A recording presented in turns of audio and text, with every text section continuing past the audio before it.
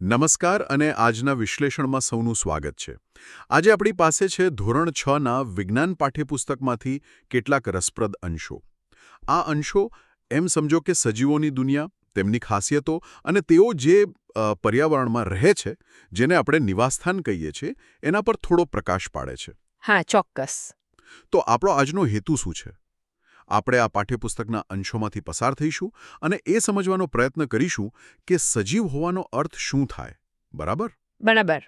તેઓ પોતાની આસપાસના વાતાવરણ સાથે કેવી રીતે જોડાયેલા છે અને જુદી જુદી પરિસ્થિતિઓમાં ટકી રહેવા માટે એમ કહો કે કઈ અદ્ભુત રીતો અપનાવે છે. ચાલો આમાં થોડા ઊંડા ઉતરીએ. ચોક્કસ. અને આ વિષય ખરેખર બહુ પાયાનો છે જીવવિજ્ઞાન માટે. સજીવો અને તેમના રહેઠાણોને સમજવું ને એ ખાલી ભણવા પૂરતું નથી. એનાથી આપણને પ્રકૃતિની જે જટિલ અને સુંદર વ્યવસ્થા છે ને એની એક ઝલક મળે છે. આપણી આસપાસની દુનિયા કેવી રીતે ચાલે છે એની સમજ અહીંથી શરૂ થાય છે. હા, એ વાત સાચી છે. આપણે એ પણ જોઈશું કે કોઈ પણ રહેઠાણ એટલે કે નિવાસસ્થાન એ બને છે કેવી રીતે, એમાં કયા જીવંત ઘટકો હોય છે એટલે કે જૈવિક ઘટકો અને કયા નિર્જીવ મતલબ કે અજૈવિક ઘટકો ભાગ ભજવે છે. અને સૌથી અગત્યનું કે સજીવો આ અલગ અલગ વાતાવરણમાં પોતાનું અસ્તિત્વ ટકાવી રાખવા માટે પોતાને કેવી રીતે બદલે છે, જેને આપણે અનુકૂલન કહીએ છીએ. બરાબર. તો ચાલો શરૂઆત કરીએ નિવાસસ્થાન શબ્દથી જ. સ્ત્રોત એકદમ સ્પષ્ટ રીતે કહે છે કે દરેક સજીવ કોઈક ચોક્કસ જગ્યાએ રહે છે અને આ રહેઠાણ જ એનું નિવાસસ્થાન છે. પણ આ ખાલી એક ભૌગોલિક જગ્યા નથી, ખરું ને? એનાથી કંઈક વધુ છે. બિલકુલ નહીં. નિવાસસ્થાન એટલે ફક્ત રહેવાની જગ્યા તો નહીં જ. એ તો એક આખું પર્યાવરણ છે જે સજીવને એની બધી જ જરૂરિયાતો પૂરી પાડે છે. એટલે કે ખોરાક, પાણી, હવા, રહેવા માટે સુરક્ષિત જગ્યા, આશ્રય કહીએ તે, અને હા, પ્રજનન માટે યોગ્ય વાતાવરણ પણ. સ્ત્રોત આ નિવાસસ્થાનોને મુખ્યત્વે બે મોટા ભાગમાં વહેંચે છે. એક તો ભૂનિવાસ એટલે જમીન પરના રહેઠાણો અને બીજું છે જલીય નિવાસસ્થાન એટલે કે પાણીની અંદરના રહેઠાણો. અને આ નિવાસસ્થાન બને છે કેવી રીતે? તમે હમણાં જ જૈવિક અને અજૈવિક ઘટકોની વાત કરી. એ શું છે, બરાબર? જરા સમજાવશો? હા, આ સમજવું ખૂબ જ જરૂરી છે.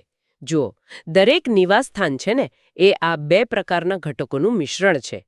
જૈવિક ઘટકો એટલે એ નિવાસસ્થાનમાં રહેતા બધા જ જીવંત અંશો, જેમ કે વનસ્પતિઓ, પ્રાણીઓ, સૂક્ષ્મજીવો, ફૂગ વગેરે વગેરે. આ બધા એકબીજા સાથે જોડાયેલા હોય. કોઈ ખોરાક બને, કોઈ ખોરાક લે, કોઈ આશરો આપે. એટલે કે જીવંત વસ્તુઓ. હા. અને બીજી તરફ છે અજૈવિક ઘટકો.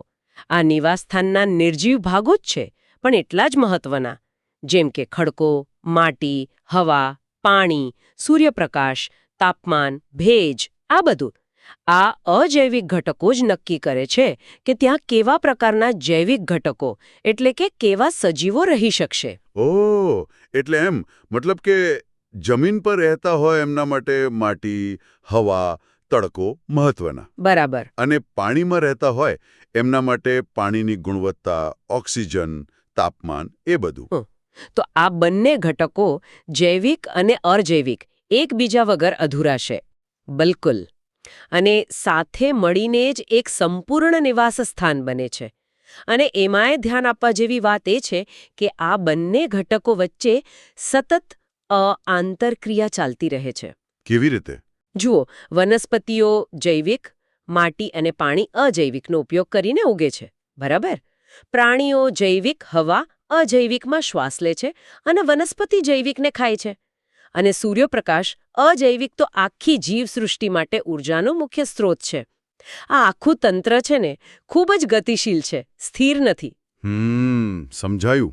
સ્ત્રોતમાં નિવાસસ્થાનોની વિવિધતાના પણ ઉદાહરણો છે, ખરું ને? ભૂનિવાસમાં રણ, પર્વતીય પ્રદેશો અને ઘાસના મેદાનોનો ઉલ્લેખ છે. જમીન પર જ છે, પણ ત્રણેય કેટલા અલગ. રણની સૂકી ગરમી, પહાડોની ઠંડી અને ઊંચાઈ, અને ઘાસના મેદાનોની પેલી ખુલ્લી હરિયાળી. બરાબર.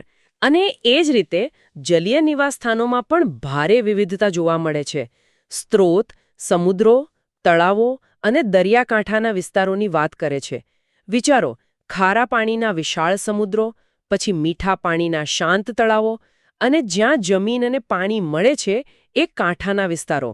દરેકનું પોતાનું આગવું પર્યાવરણ હોય છે અને તેમાં રહેતા સજીવો પણ ખાસ. ઠીક છે, તો નિવાસસ્થાન અને તેના ઘટકો વિશે સ્પષ્ટતા થઈ.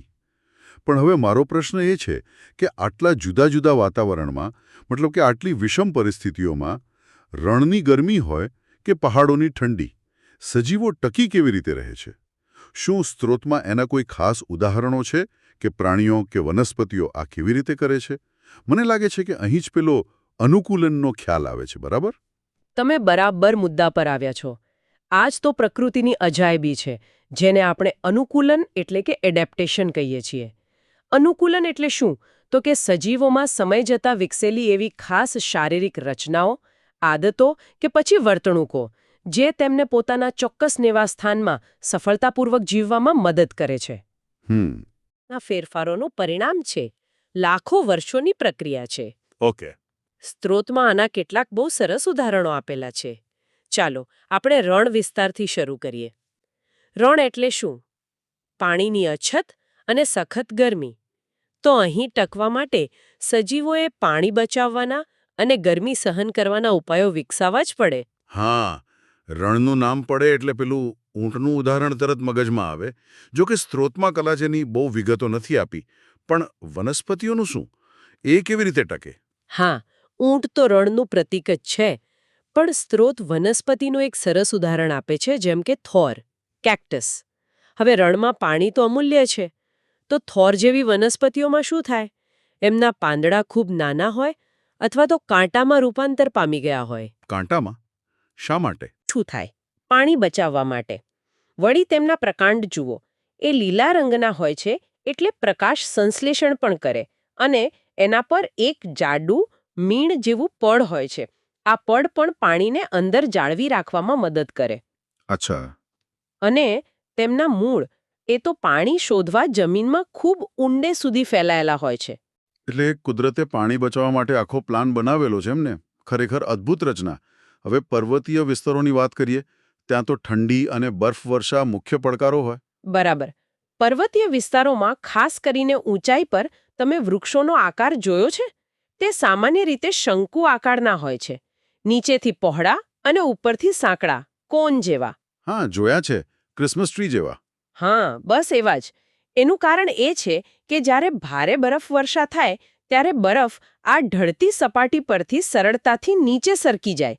ડાળીઓ પર જમા થઈને તેને તોડી ન નાખે. વળી તેમના પાંદડા પણ ઘણીવાર સોય જેવા પાતળા હોય છે, નીડલ લાઇક લીવ્સ. એ પણ બરફને જમા થતો અટકાવે અને પાણીનો વ્યય ઘટાડે. વાહ! આ તો કુદરતી ઇજનેરીનો નમૂનો કહેવાય. અને ત્યાં રહેતા પ્રાણીઓનું શું? જેમ કે પેલી પહાડી બકરી હોય કે યાક હોય. હા, પર્વતીય પ્રાણીઓમાં પણ ઠંડી સામે રક્ષણ માટે ખાસ અનુકૂલનો હોય જ છે. એમની ચામડી જાડી હોય અને શરીર પર ગાઢ રૂંવાટીનું એટલે કે સિક ફરનું આવરણ હોય, જે તેમને હિમ જેવા ઠંડા વાતાવરણમાં પણ ગરમી આપે છે. અને શિયાળામાં બરફ પર કે પથરાળ ઢોળાવો પર ચાલવા માટે તેમના પગની ખરીઓ એટલે કે હૂવ્સ ખૂબ મજબૂત અને સારી પકડવાળી હોય છે. સમજી શકાય એવું છે. ચાલો હવે પાણીની દુનિયામાં જઈએ. માછલીઓ અને બીજા જળચર જીવો પાણીમાં કેવી રીતે રહે છે? એમના અનુકૂલનો કેવા હોય? જલીય નિવાસસ્થાન માટેના અનુકૂલનો પણ એટલા જ રસપ્રદ છે. ચાલો માછલીનું ઉદાહરણ લઈએ. એ પાણીમાં શ્વાસ કેવી રીતે લે છે? એમને ફેફસા તો ના હોય? ના, એમનામાં ઝાલર એટલે કે ગિલ્સ નામની ખાસ રચના હોય છે. આ ઝાલર પાણીમાં જે ઓક્સિજન ઓગળેલા હોય ને એને શોષી શકે છે. વળી માછલીનું શરીર જુઓ, તે આગળ અને પાછળથી સાંકડું અને વચ્ચેથી પહોળું હોય, જેને ધારારેખીય એટલે કે સ્ટ્રીમલાઇન્ડ બોડી કહેવાય. હા, એવો આકાર હોય છે. આ આકાર પાણીના અવરોધને ઘટાડે છે, જેથી તે ઓછા પ્રયત્ને વધુ ઝડપથી તરી શકે. ઓકે. અને દેડકા જેવા પ્રાણીઓ જે પાણી અને જમીન બંને પર રહે છે, એમનું શું? દેડકા જેવા ઉભયજીવી પ્રાણીઓમાં પણ રસપ્રદ અનુકૂલન છે. પાણીમાં સરળતાથી તરવા માટે એમના પાછળના પગની આંગળીઓ ચામડી વડે જોડાયેલી હોય છે. જોયું છે ને? હા, જાડી જેવું લાગે. બસ, એને જાળપાદ કહે છે, વેબ્ડ ફીટ કહે છે. આ હોડીના હલેસા જેવું કામ કરે છે, તરવામાં મદદ કરે.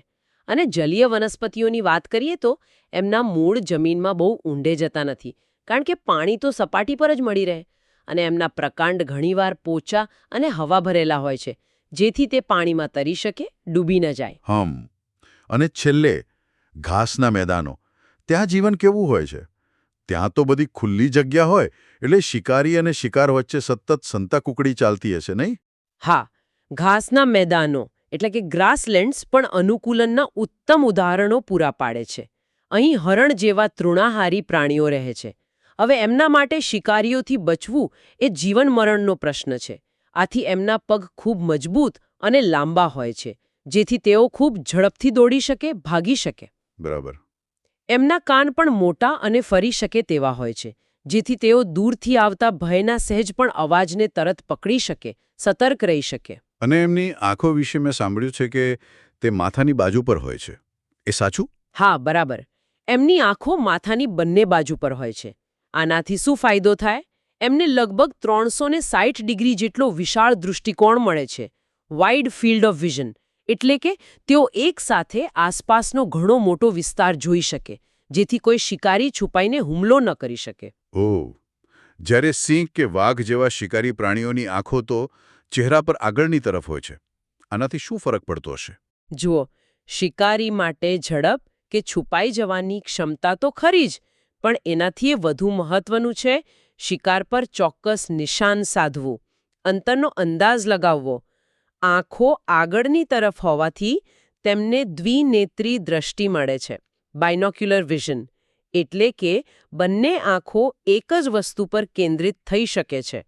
આનાથી શિકાર કેટલો દૂર છે તેનો સચોટ અંદાજ લગાવવામાં મદદ મળે છે, જે સફળ શિકાર માટે અત્યંત જરૂરી છે. અદ્ભુત, ખરેખર અદ્ભુત. દરેક લક્ષણ, દરેક શારીરિક રચના પાછળ કોઈને કોઈ ચોક્કસ કારણ છુપાયેલું છે, જે તે સજીવને તેના પર્યાવરણમાં ટકી રહેવા અને સફળ થવામાં મદદ કરે છે. આ અનુકૂલનની વાત ખરેખર એમ થાય કે પ્રકૃતિ કેટલી દીર્ઘદ્રષ્ટિવાળી અને રચનાત્મક છે.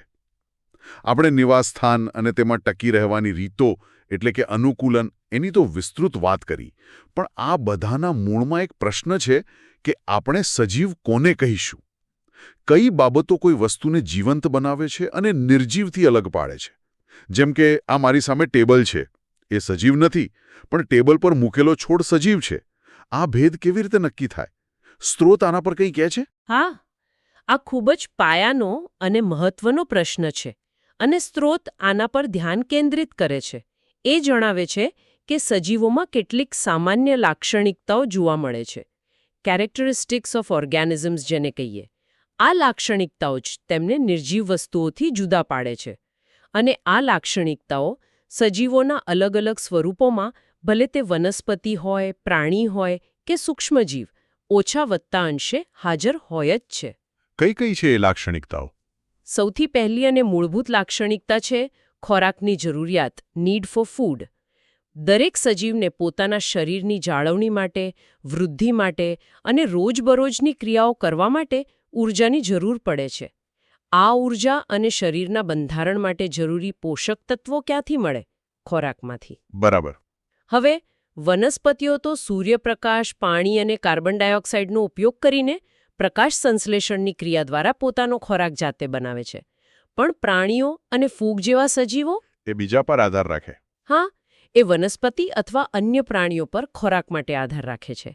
પણ ખોરાક તો બધાને જોઈએ. એટલે કે જીવન ટકાવી રાખવા માટે ઊર્જા મેળવવી અનિવાર્ય છે, અને તે ખોરાક દ્વારા મળે છે. ઓકે. બીજી કઈ લાક્ષણિકતા છે? બીજી મહત્વની લાક્ષણિકતા છે વૃદ્ધિ, ગ્રોથ. બધા જ સજીવો તેમના જીવનકાળ દરમિયાન કદમાં વધારો દર્શાવે છે. બીજમાંથી છોડ બને અને મોટો થાય. નાનું બચ્ચું મોટું થઈને પુખ્ત પ્રાણી બને.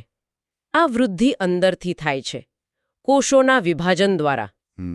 નિર્જીવ વસ્તુઓ જેમ કે પર્વત કે રેતીનો ઢગલો એ કદાચ બહારથી પદાર્થો જમા થવાથી મોટા દેખાય, પણ એ સજીવોની જેમ આંતરિક વૃદ્ધિ નથી પામતા.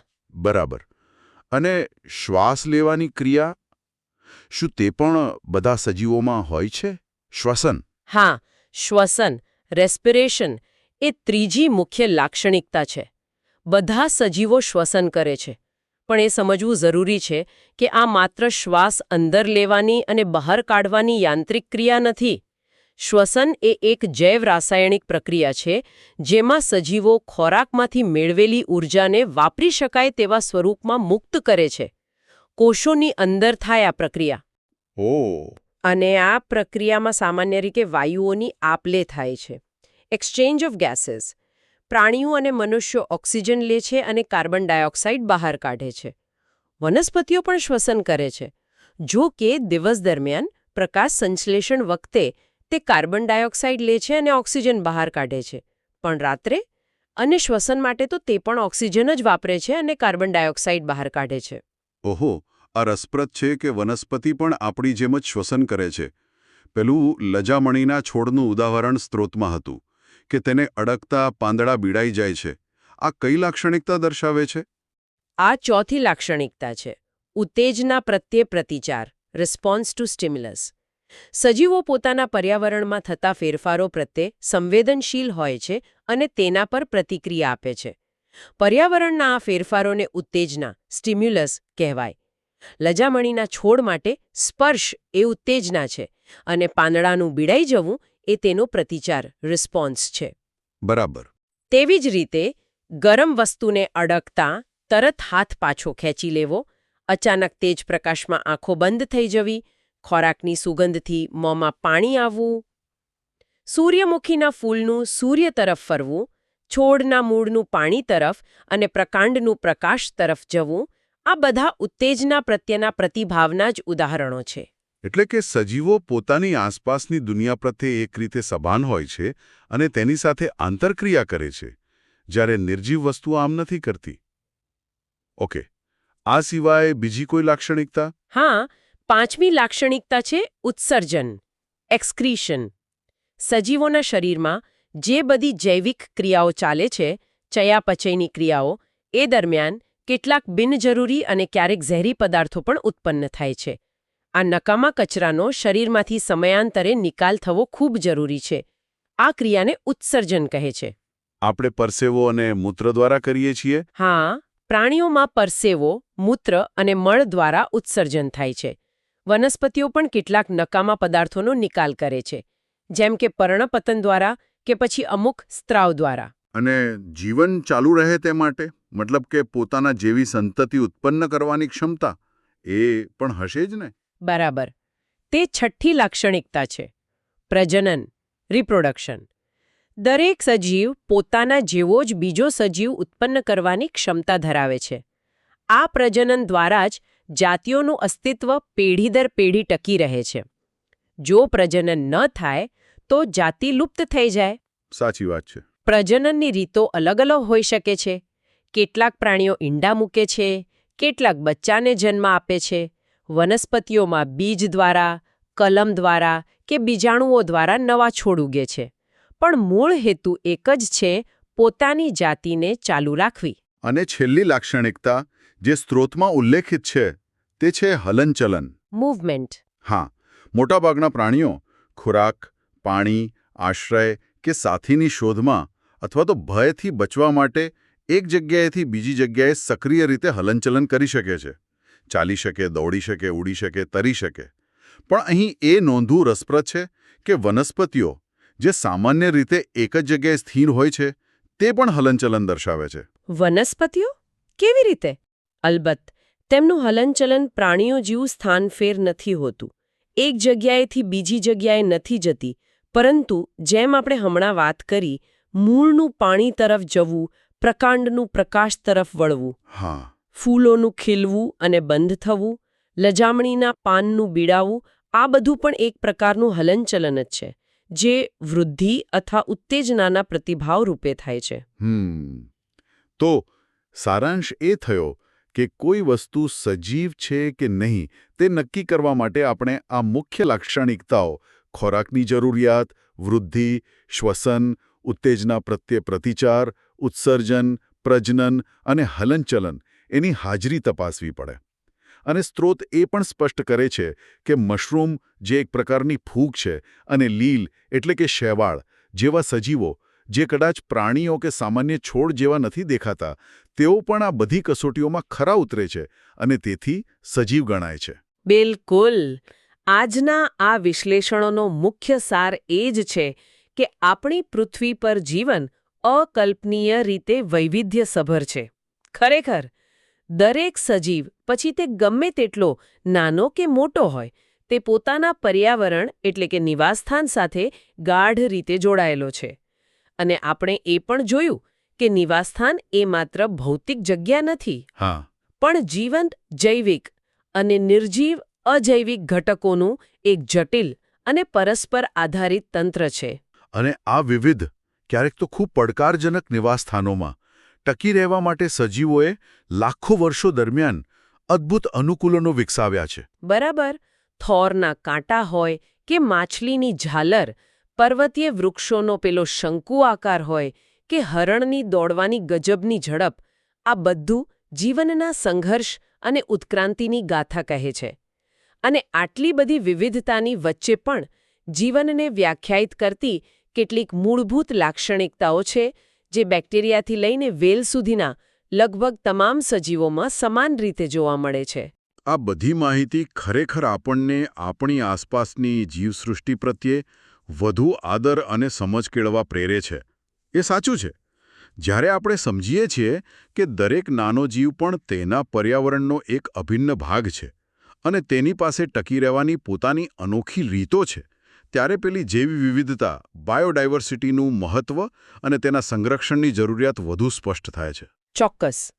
અને આ પાયાની સમજ આપણને પર્યાવરણીય સમસ્યાઓ જેમ કે નિવાસસ્થાનોનો નાશ થઈ રહ્યો છે કે પછી આબોહવા પરિવર્તન, એની અસરોને વધુ ગંભીરતાથી લેવા માટે પ્રેરિત કરે છે. કારણ કે હવે આપણે જાણીએ છીએ કે પર્યાવરણમાં થતો નાનો અમથો ફેરફાર પણ ત્યાં રહેતા સજીવોના જીવન પર મોટી અસર કરી શકે છે. ખાસ કરીને એવા સજીવો કે જેઓ ખૂબ વિશિષ્ટ અનુકૂલનો ધરાવે છે. આ વિજ્ઞાનના અંશો ભલે તે પ્રાથમિક શાળાના પાઠ્યપુસ્તકમાંથી લેવાયા હોય, પણ તેમાં પ્રકૃતિના ખૂબ ગહન સિદ્ધાંતો ખરેખર સરળ ભાષામાં સમજાવવામાં આવ્યા છે. તે આપણને આપણી આસપાસની દુનિયાને માત્ર જોવાની નહીં, પણ તેને સમજવાની અને તેની પ્રશંસા કરવાની દ્રષ્ટિ આપે છે. બિલકુલ. આ ચર્ચાના અંતે એક વિચાર મનમાં ઉદ્ભવે છે, જે પેલી સ્ત્રોતમાં ઉલ્લેખાયેલી વનસ્પતિઓના હલનચલનની વાત પરથી આવે છે. આપણે જોયું કે વનસ્પતિઓ પ્રાણીઓની જેમ ચાલી શકતી નથી, પણ તે સ્પર્શ, પ્રકાશ કે પાણી જેવી ઉત્તેજનાઓ પ્રત્યે પ્રતિભાવ આપે છે અને વૃદ્ધિ સંબંધિત હલનચલન દર્શાવે છે, જેમ કે લજામણીનું બીડાવું કે પ્રકાંડનું પ્રકાશ તરફ વળવું. આ આપણને વિચારવા પ્રેરે છે કે પ્રાણીઓની સક્રિય વર્તણૂકની સરખામણીમાં વનસ્પતિઓની આ ધીમી અને સૂક્ષ્મ પ્રતિક્રિયાઓને આપણે કેવી રીતે સમજીએ છીએ? શું વર્તણૂક અને પ્રતિભાવની આપણી વ્યાખ્યાઓ વધુ પડતી પ્રાણી કેન્દ્રિત છે? શું વનસ્પતિઓની સંવેદનશીલતા અને તેમના પર્યાવરણ સાથેની આંતરક્રિયા આપણે ધારીએ છીએ તેના કરતાં વધુ જટિલ અને ઊંડી હોઈ શકે છે? આ ખરેખર વિચારવા જેવો મુદ્દો છે. હા, આ એક એવો પ્રશ્ન છે જેના પર કદાચ વધુ વિચાર અને સંશોધન થઈ શકે છે.